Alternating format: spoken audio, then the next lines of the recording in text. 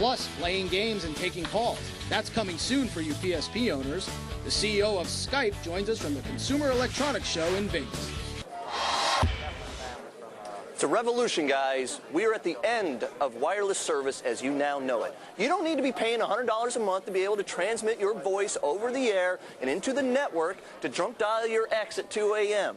No, very soon you'll be able to simply pick up your PSP or your iPod Touch wherever and whenever you're near a Wi-Fi signal. You can just use the same old internet signal that you used to send her an email to alienate the girl forever at 2 a.m.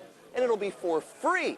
Joining us from CES, the International Consumer Electronics Show in Las Vegas, is Don Albert, Skype Vice President, and John Kohler, Senior Marketing Manager for Sony PSP. How you guys doing? Doing great, thank you. Thanks for joining us. You know, I've actually been sort of talking about this with the iPod Touch for the last year or so, and I'm not surprised that the PSP has actually made the first shot here of actually doing this. Essentially what you guys are doing is taking the Wi-Fi signal, taking a voice, the Skype software, right? Process that voice, just transmit it over the same signal that you're going to send emails out, and suddenly you got free calls over the PSP. That's exactly right. Now PSP users can call each other before playing a game together, or indeed any one of the 246 million other Skype users. They can now call for free from their PSP, or even if they add Skype credit, they can call cell phones and landlines from their PSP. Well, and that's just what I'm looking at here, is you guys are classic technology disruption, right? You guys are disrupting the entire wireless provider model. I mean, Verizon, AT&T, those guys have to change and adapt to this, or, I mean, they die. Well, we certainly are committed to bringing Skype functionality wherever our users want to use it, and increasingly they're telling us that they'd like to use it on devices like the PSP that allow them to be mobile and allow them to communicate in new contexts. So, I mean, talk to me a little bit from the Sony PlayStation side. I assume this is also just the first shot across the bow for what they're going to be doing and really getting more and more connected. I mean, you had Bill Gates talking at CES yesterday about how connectivity is really the next great push in technology. That's exactly what you guys are doing here. It absolutely is, and fundamentally the PSP has always been a gaming system, but as we add more features, more functionality, it becomes kind of what we call that social connector, bringing communities together, and I think this is the first step towards really doing that.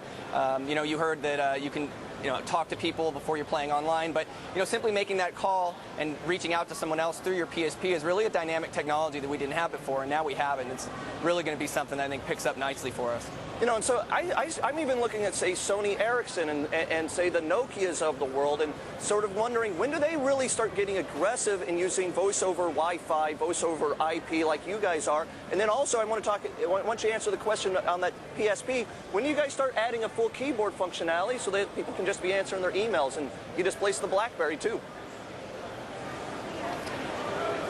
Well, I'll take the first part of that question. In fact, some of the other OEMs are realizing the power of including Skype with their device. In fact, one of the other devices being shown at the show is the Nokia 810 Internet tablet, which also allows Skype calls. So we're committed to bringing Skype every place our users want to use it.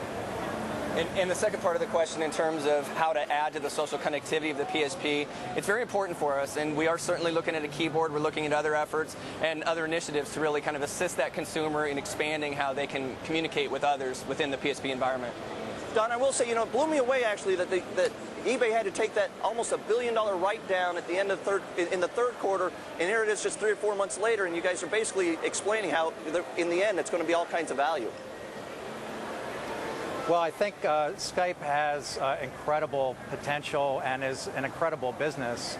We're already at 246 million users and added 25 million in the third quarter alone. So that's incredible growth for a 4-year-old company. Actually, in terms of users and revenue, we're further along at 4 years than either eBay or PayPal were at the same stage in their life cycle. Absolutely. You guys are even rivaling, I mean, not quite to the pace Google is, but at $500 million revenues 4 years in, that's one of the fastest growing companies in the history of capitalism. Thank you, Don, and thank you, John. On tap, guys, our next guest has some stock picks he says you want to hear. Get the names next.